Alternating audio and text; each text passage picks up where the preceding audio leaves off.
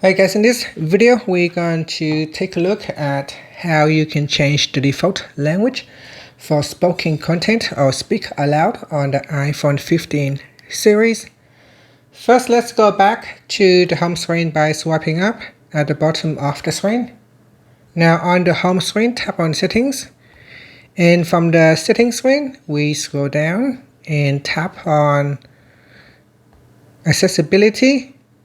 Next, tap on spoken content. Then we scroll down and tap on default language.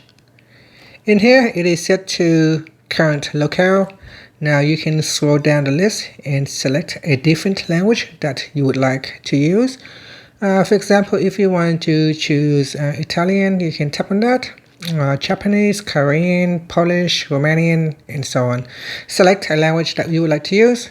Otherwise, you can select current locale, so that will based on the language or the region that you have selected. The language will be selected based on the region that your phone has been set to. And that's it. Finally, you can swipe up to return back to the home screen. Thank you for watching this video. Please like and subscribe to my channel for more videos.